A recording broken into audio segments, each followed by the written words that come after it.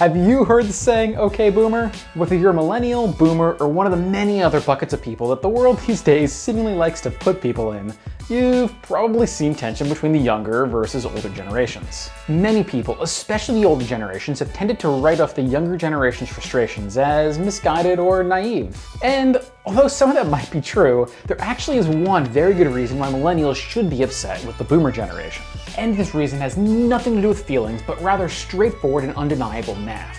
And it's actually very simple math. Interestingly, this reason can also explain why there's lower home ownership by millennials, as well as more millennials living at home. And it's something I'm surprised that no one's talking about. But it made the boomer generation especially rich, at least relatively, with no incremental effort on their behalf. And they didn't even realize it. All right, I'm Laszlo Korsos and welcome back to another episode of Startup Shutdown. Today, we're talking about a real reason, and not one of those touchy-feely emotional reasons, why millennials could actually be justifiably upset with the baby boomer generation. Specifically, this has to do with interest rates and how they've moved over the past 35 to 40 years. But now, without further ado, let's take a look. But first, make sure to hit the thumbs up button for the YouTube algorithm. Okay, so looking at the historical data from the Federal Reserve Bank, here we see that in the early 1980s, 30-year mortgage rates were up to about 18.5%. And as of today, the same mortgage rates are down to 3.3%. That's an enormous difference. But the question is, how did this affect boomers versus millennials? Well, to see this, let's ask the easy question. What price house can you buy with, let's say, a $2,000 per month mortgage payment? All right, so using your simple mortgage calculator, instead of calculating the monthly payment amount for a given purchase price of a house, let's run it backwards and see what price house we can buy with our $2,000 per month mortgage payment. With an 18.5% mortgage rate from the 1980s, you could afford a house worth $129,204. Great, let's buy it. Now, as you're paying for your mortgage, let's just say the interest rates decline over time. And let's fast forward to today, in April 2020, where mortgage rates are now around 3.3%. That same $2,000 per month mortgage payment could afford us a house worth $456,668. That's over a 3.5 times increase and almost $500,000. And since assets like houses are valued based on future cash flows discounted by the prevailing interest rates, the mortgage rate in this case, holding all else equal, we should expect our original house to therefore have increased in value by the effect of those decreased interest rates. Hence, the house we paid $129,000 for in the 1980s should now be worth almost $500,000 today. That's a huge difference. So to be very precise here, we got to live in our house for 35 to 40 years, plus got an increase of capital appreciation on the house of around $338,000. And that's all for a $200,000 a month mortgage. That's a crazy good deal. All right, now let's compare that to buying a house today. Let's suppose we spend the same $2,000. That buys us a house worth $457,000. Great. But with our mortgage rates at pretty much the floor that they can go, our house price can't really go up over time as a function of just declining interest rates. Instead, and the worst case scenario is that our house value actually could go down if interest rates were ever to be increased. So the best case scenario is that we get no capital appreciation on our house, and the worst case is that we'll actually lose money on our house. That's a pretty crappy deal. Now, how has this affected boomers and millennials? Well, it's actually pretty simple. Boomers entered the housing market in around the early 1980s when they were starting to build their families. That's actually when housing prices were super low due to higher interest rates. They bought their houses and then interest rates fell, thereby increasing the value of their houses. And for that matter, any sort of financial asset which is affected by interest rates, even including stock market equities. So who were the biggest buyers into the financial markets and housing over the time period of the 1980s to now? Well, that's the boomers, as they were the generation at the prime of their earning potential during those years. So whether they put their money into buying houses, the stock market, or other financial assets, a perfect timing of declining interest rates directly increased their net worth. All right, well, what happened to the people who didn't have money invested in houses, equities, or other financial assets? Well, those people didn't see their net worth increase by as much as those who did, and therefore those people did not get to benefit.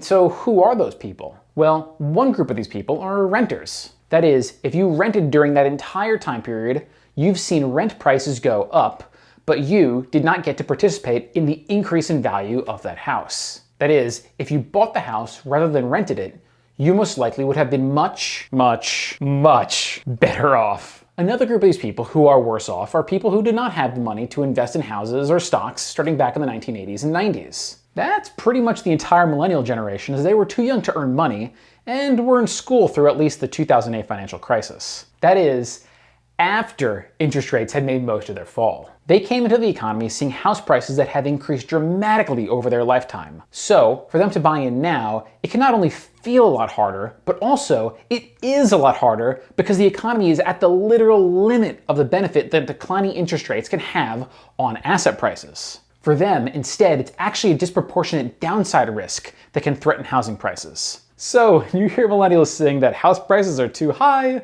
or rent is too high, there's actually some truth to it. Now, to better understand the seemingly irrational or lazy behavior of millennials, let's see what this price effect has on boomer and millennial family group decisions. And specifically, I mean, how do families make joint decisions between parents and their kids? I bring this up because once you see the economics of this, millennials no longer seem lazy, but rather completely economically justified and in fact highly logical and rational. Okay, so let's take a boomer set of parents who made a ton of money on their house and other investments and had a few millennial generation kids. When the kids grew up, housing prices were now higher, and there now is a perceived higher downside risk to owning a home. And even worse, interest rates can't be lowered materially even in recessions, which by the way was the textbook play during the entire boomer generation's lifetime to allow them to refinance to lower monthly payments during recessions. It's really unfortunate, but millennials do not have that luxury now. As well as millennials who have lower earnings and net worths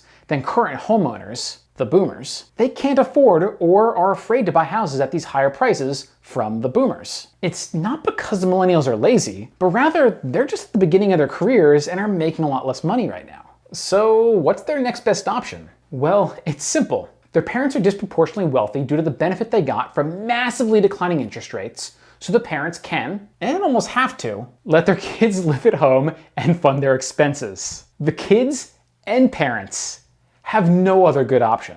Boomer parents have disproportionately large wealth and savings compared to the wealth potential of their kids, and in fact almost have to spend it on their kids. Interesting, right? I mean, we're hearing that the younger generations are the first ever to make less than their parents, and a record number of the kids are still living at home. They're living at home because their parents can afford it, because the kids themselves can't. Doesn't this all seem to fit the economic boomer versus millennial narrative of the past decade or so? And just a little too accurately? Now there's something important to point out here that I bet a bunch of you were starting to wonder about. And that is, what if interest rates didn't decline over time? Well, that's the best question you could have asked. Okay, so to see what would have happened, let's take the 2008 financial crisis as an example. In response to declining housing prices, the government lowered interest rates, and even went further and bought up mortgage-backed securities. And so what did that do to housing prices? Well, lowering interest rates has the effect of raising housing prices. And the government buying mortgage-backed securities, thereby increasing demand for them, also has the effect of raising housing prices. So if you had a house during that time, these measures both relatively increase the value of your home.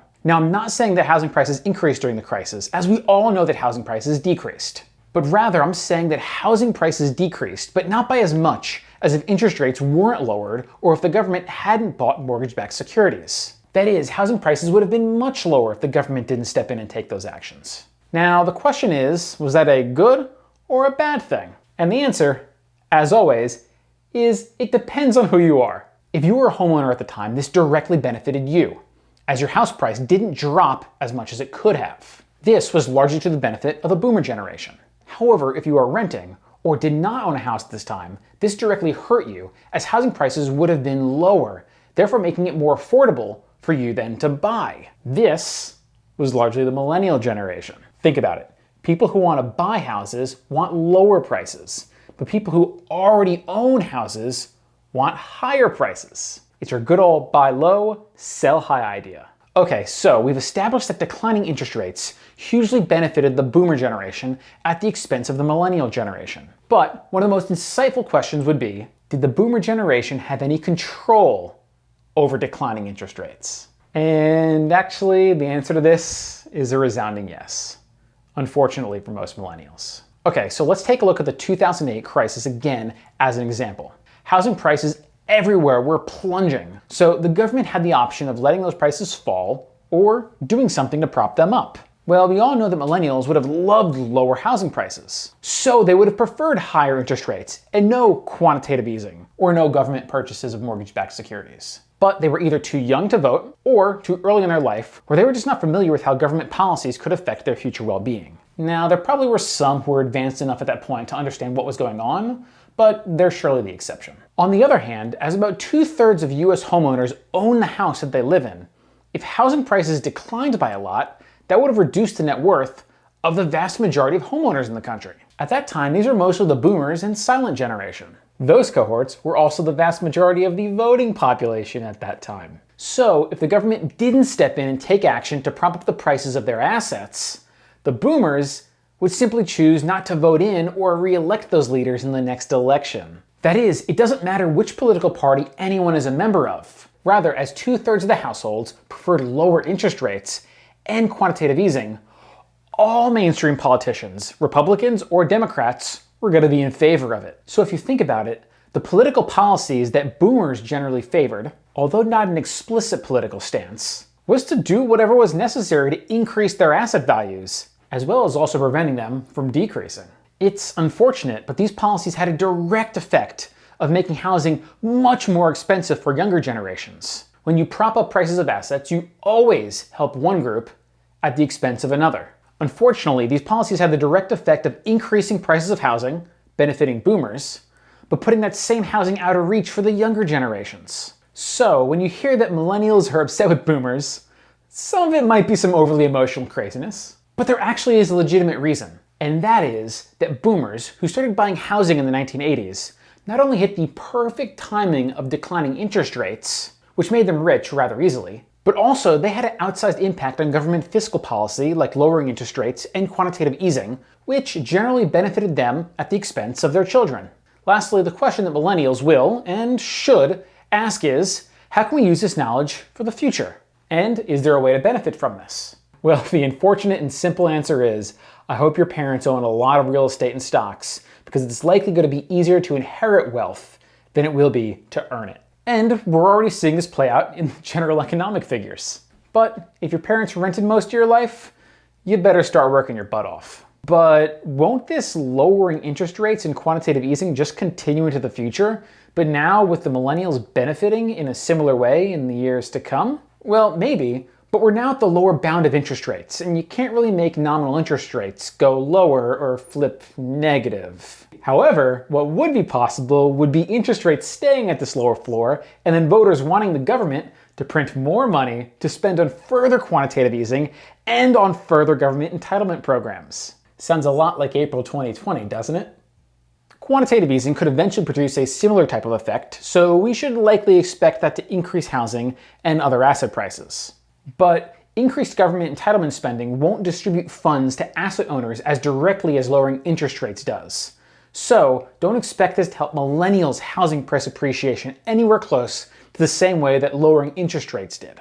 But where there is a will, there is a way. Or where there's a vote, there is a way. Since millennials will find it harder to benefit from these existing government actions, don't be surprised if we see the millennial generation lobbying for new entitlement programs, which would benefit them disproportionately.